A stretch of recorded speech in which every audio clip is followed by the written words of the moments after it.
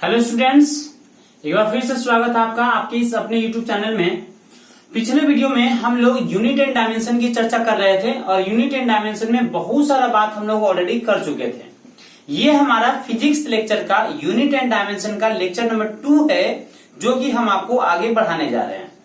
तो पिछले वीडियो में हम लोग जो है वो यूनिट एंड डायमेंशन में सीजीएस पद्धति देख लिए थे, एमकेएस पद्धति देख लिए थे, इसके अलावा एसआई पद्धति भी देख लिए थे और इसके साथ साथ इससे रिलेटेड जो भी चीजें हो सकती थी कि जो हमारा यूनिट था वो कितने प्रकार का था, मात्रक कितने प्रकार का था।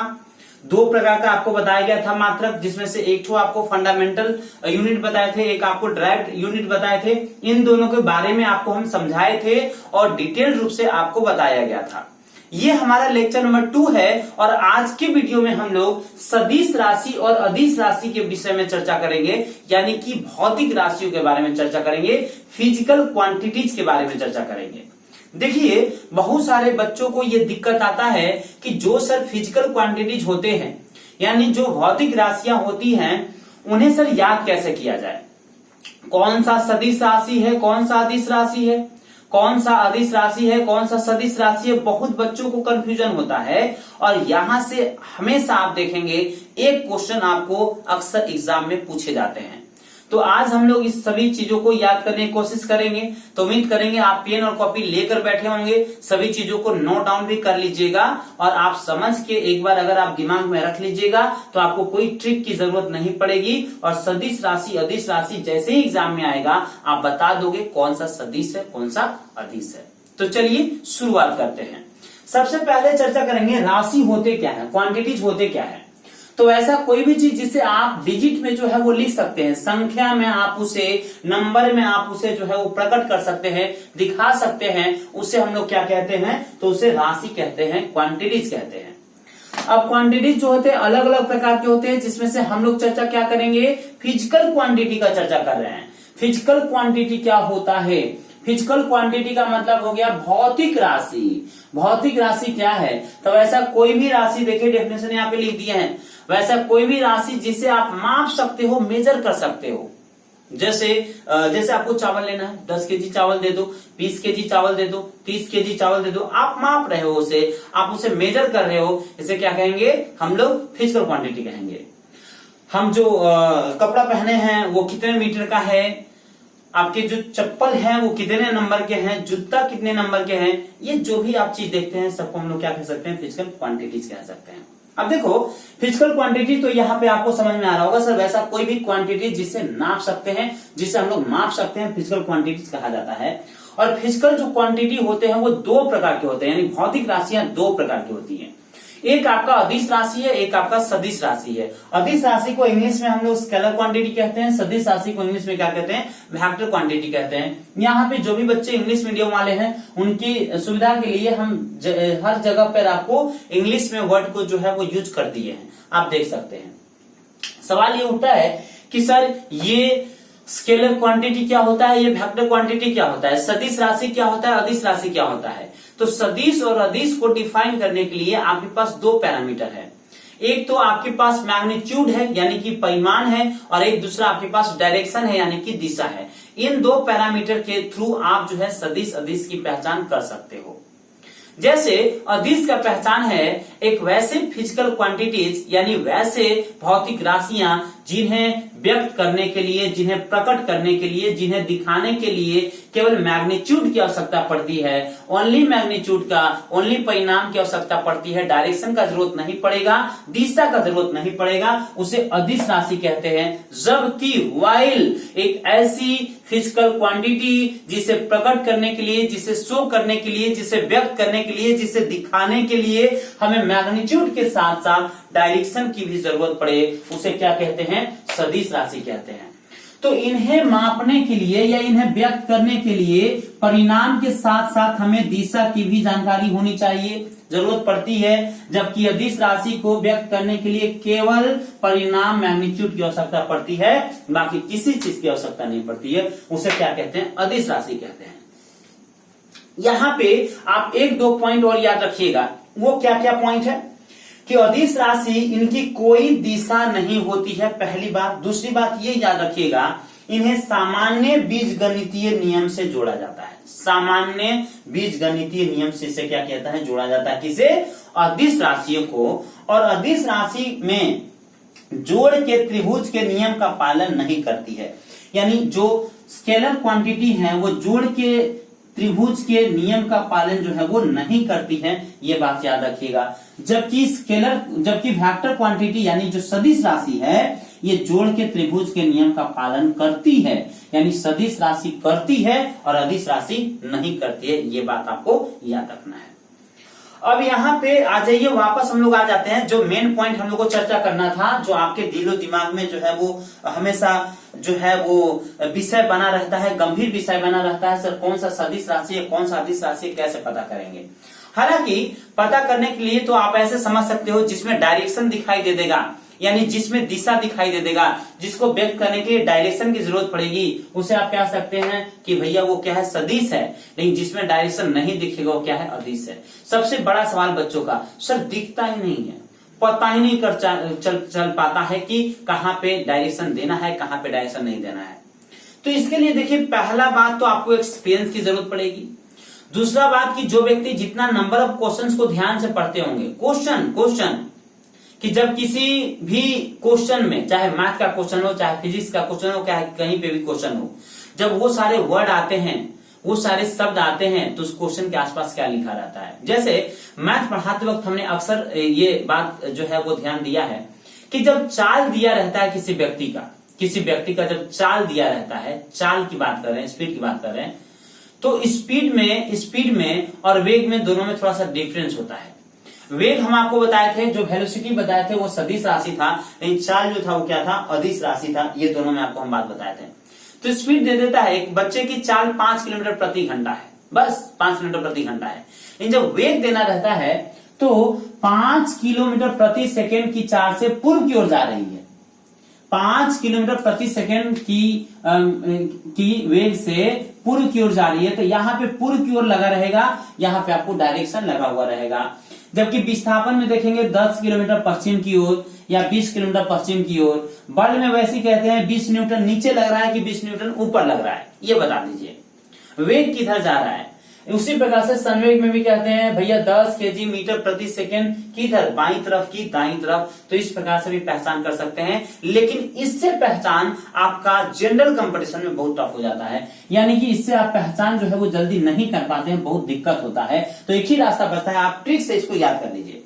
हम कोई आपको ट्रिक नहीं बताने वाले हैं, बिना ट्रिक के हम आपको याद करवाने की कोशिश करेंगे और आपका आसानी से याद भी हो जाएगा। तो अब यहाँ पे ध्यान से देखिएगा, हम सदिश पहले हम लोग देख लेते हैं, फिर अदिश देख लेते हैं, या दोनों साथ साथ देखते हैं, आपको पता चल जाएगा।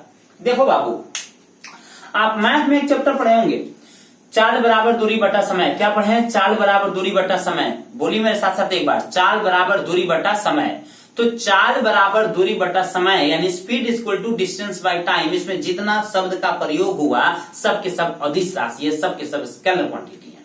देखिए, इसीलिए सबसे ऊपर इन तीनों को लिख दिए हैं, speed, distance and time. I hope ये तीनों आपको याद हो गया होगा, स्पीड, डिस्टेंस एंड टाइम याद हो गया होगा। एक फॉर्मूला है, आपको पता होगा, चाल बराबर दूरी बटा समय, speed equal to distance by time. इसमें जो तीनों वर्ड आएगा वो सारे के सारे क्या हैं, अदिश राशि है, यानी कि ये सभी स्केलर क्वांटिटीज हैं। लेकिन यहां पे एक और बात ध्यान दीजिएगा, आपको जो सबसे मुख्य रूप से जो सबसे पहला बात बताए थे, जैसे एक लंबाई था, एक द्रव्यमान था और एक समय था। लंबाई, द्रव्यमान और समय, लंबाई, द्रव्यमान और समय।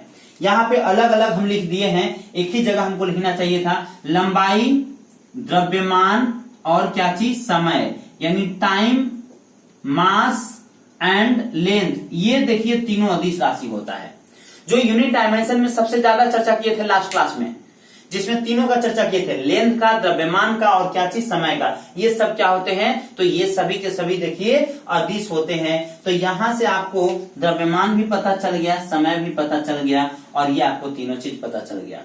अब लंबाई का यूनिट क्या होता है, मीटर, और क्षेत्रफल लंबाई से निकलता है, तो metre into metre, metre square क्षेत्रफल बनता है। और जो आपको आयतन होता है वो मीटर गुना मीटर होता है, मीटर क्यूब होता है। तो आयतन और क्षेत्रफल और लंबाई सब के सब क्या है, अदिश राशि है। और इस प्रकार से आप स्केलर क्वांटिटी अंदर क्षेत्रफल को भी रखते हैं और आप वॉल्यूम को भी रखते हैं। सभी को किसके अंदर रखते हैं? तो स्केलर क्वांटिटीज के अंदर ही आप रखते हैं। ओके, आप सोचिए, एक आपको फिजिक्स में हम आपको चैप्टर पढ़ाएंगे जो लास्ट क्लास में चर्चा किए थे, कार्य, ऊर्जा और शक्ति। चर्चा किए थे कि नहीं? तो कार्य, ऊर्जा और शक्ति भी क्या है? स्केलर क्वांटिटी है। देखिए बहुत आसान है सब चीज याद करना, बहुत आसान है। सबसे पहले आपको क्या बताया गया, इसका तो आप स्क्रीनशॉट लास्ट में आप ले लीजिएगा। सबसे पहले हमने आपको बताया है, इसको मिटा देते हैं। सबसे पहले बताया भैया 4 बराबर दूरी बटा समय यानी speed equal to distance by time. ये सब कैसा राशि है? तो ये सभी के सभी अदिश राशि हैं। दूसरी बात आपको क्या बताएं, एक चैप्टर यानी कि कार्य, ऊर्जा और शक्ति, इसमें तीनों का तीनों क्या है? अदिश राशि है। एक टर्म और क्या बताए थे लास्ट टाइम, जो डायमेंशनल फार्मूला निकाल रहे थे, विमीय सूत्र निकाल रहे थे, तो विमीय सूत्र में एम था, एल था, टी था, याद है ना? यानी द्रव्यमान था, लेंथ था और समय था। ये भी सब के सब क्या है? तो अदिश राशि है। तो यहां से 9 वो आपका कंप्लीट हो गया होगा।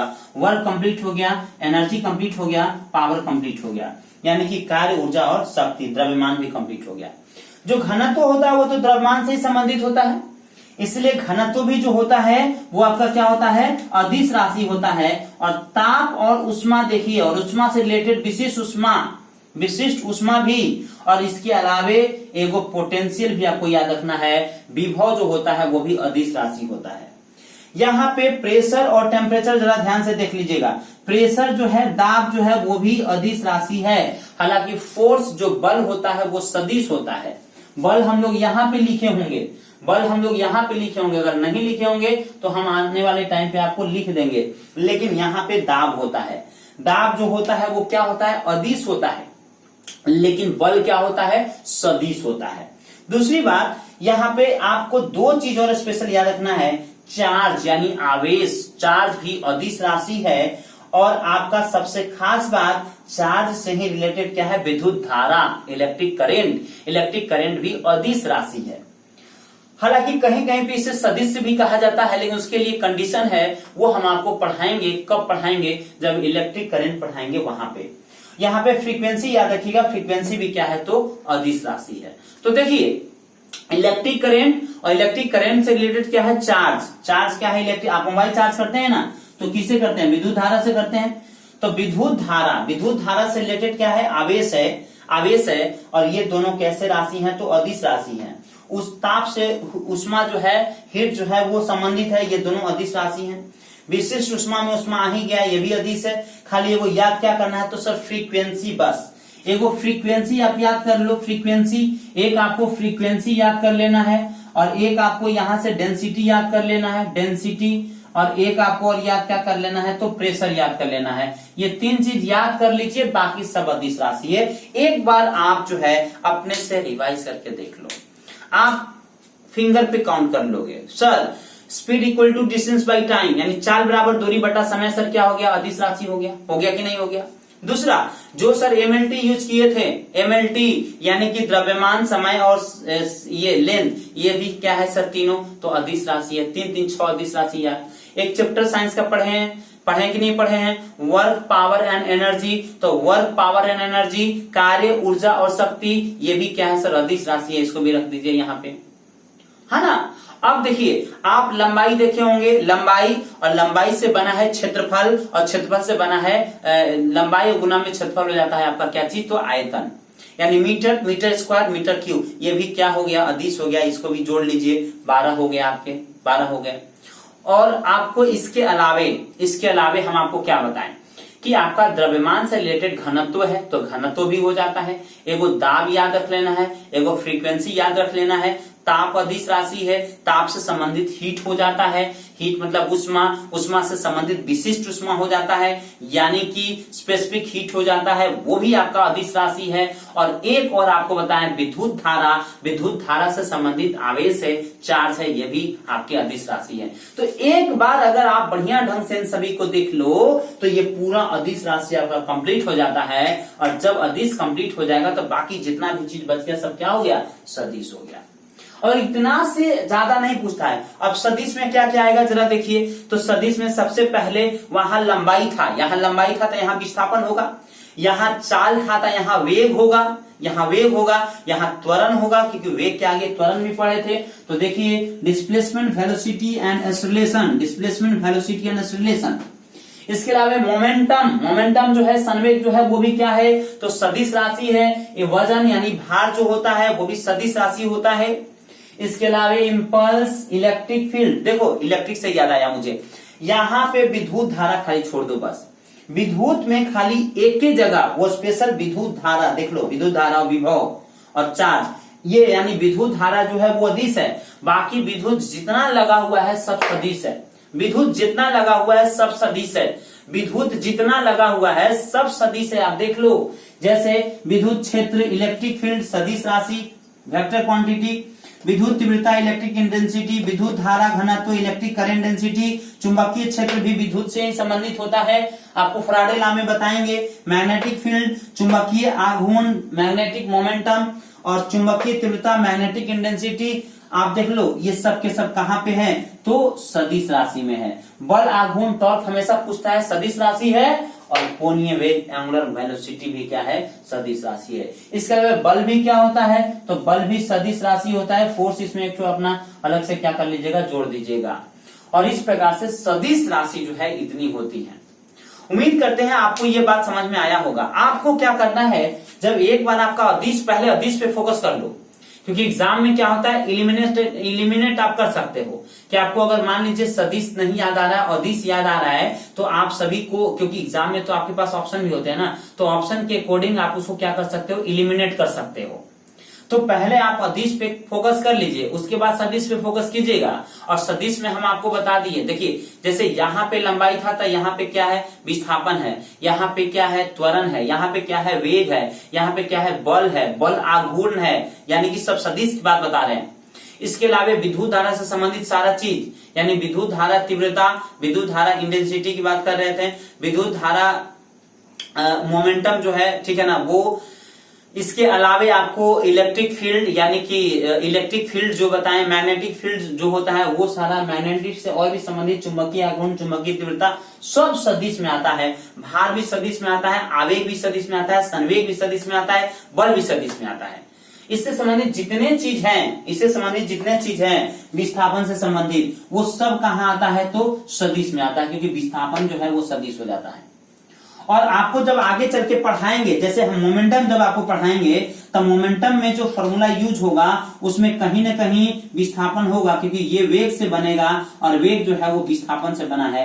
और जब विस्थापन सदिश है तो ये वेग को सदिश बना देता है, विस्थापन के कारण त्वरण भी सदिश बनेगा, इसके कारण संवेग भी सदिश बनेगा। और ये तो mg होता है, g के वजह से ये सदिश बन जाता है। आवेग में भी आपको इसका यूज होगा थोड़े से समय के लिए, ठीक है ना, फोर्स लगाएंगे तो उसमें भी विस्थापन का यूज होगा, तो इसको सदिश बना देगा। अब बाकी विद्युत, विद्युत, विद्युत, वहां खाली विद्युत धारा छोड़ के, विद्युत धारा इसमें खाली एगो छोड़ के इकलौता, और बाकी जितना विद्युत लगा हुआ सब सदिश, और जितना चुंबकीय लगा हुआ वो भी सब क्या चीज, सदिश। खाली दो याद रखना, एगो टॉर्क, एक एंगुलर वेलोसिटी। वेलोसिटी है तो ये तो सदिश होना ही होना था, तो इसलिए इसको अगर आप नहीं भी लिखोगे तभी काम चल जाता। यहाँ पे बल, आघूर्ण, केवल एगो टॉर्क आपको याद रखना है बस। अगर टॉर्क याद है तो बाकी सारा आपका याद हो जाएगा। तो एक बार अब आप रिकॉल करके सारा का सारा देख लो, एक बार वीडियो पूरा फिर से देख लेना, आप सभी चीजों को लिख लेना माय डियर। लिखने के बाद क्या होता है, सारा चीज जो होता है अपने आप आपको जो है वो क्लियर हो जाएगा। और उम्मीद करेंगे आप पेन कॉपी लेके ही सब चीज लिख रहे होंगे, क्योंकि ऐसे केवल सुन के उड़ा दोगे तो वो उड़ जाएगा, कोई फायदा आपको क्लास करने का ज्यादा नहीं होगा, बल्कि ये भी आपका जो आधा घंटा बच रहा था वो आप बचा सकते थे। लेकिन जब भी आप क्लास कीजिए ना, तो पेन कॉपी लेकर बैठिए, उसको पूरा नोट डाउन कीजिए, क्योंकि आने वाले एग्जाम में कोई भी जब आप एग्जाम जाते हैं देने के लिए, तो साइंस का एक बहुत अपना अहम रोल होता है। आपको साइंस यहाँ पे हम जो है वो कंप्लीट करने की कोशिश कर रहे हैं, अपने से अपने बेस्ट करने की कोशिश करेंगे, आप भी अपने से बेस्ट करने की कोशिश कीजिए। और अगर इस चैनल साथ नए होंगे तो चैनल को सब्सक्राइब जरूर कर लिया कीजिए, और लाइक भी कर दिया कीजिए, और मित्रों को शेयर अवश्य कर दिया कीजिए। मिलेंगे अगले वीडियो में यूनिट एंड डायमेंशन के साथ ही, क्योंकि अगले वीडियो में हम आपको बताएंगे कि जो अलग अलग यूनिट के जो आप देखते हैं कि जैसे कि कहीं पे गज में माप देता है, कहीं पे एकड़ में मेजरमेंट हो जाता है, कहीं पे कट्ठा में हो जाता है, तो लंबाई का, तो दूरी का क्या क्या है, कैसे कैसे है, 10 का पावर 3 में क्या कहा जाता है, 10 का पावर 6 में क्या कहा जाता है, 9 में क्या होता है, 12 में क्या होता है, 18 में क्या होता है, 24 में क्या होता है, एक गज में कितना किलोमीटर होता है, एक पाउंड में कितना केजी होता है, इन सभी के विषय में अगले हम लोग वीडियो में चर्चा करने वाले हैं। उसके बाद आपको जो है यूनिट डायमेंशन आपका यहाँ पे कंप्लीट हो जाएगा पूर्ण रूप से। तो एक यूनिट डायमेंशन का वीडियो ऑलरेडी हम पहले आपको दे चुके हैं, ये सेकेंड यूनिट डायमेंशन का वीडियो है। एक वीडियो आपके लिए हम और लेकर आपको आने वाले हैं। तो उम्मीद करेंगे ये बात आपको समझ में आ गया होगा। आप इसका स्क्रीनशॉट ले लेंगे और पूरी अच्छी प्रकार से आप इसे लिख लेंगे। ठीक है, मिलेंगे अगले वीडियो में, तब तक के लिए thank you, all the best, take care, bye bye.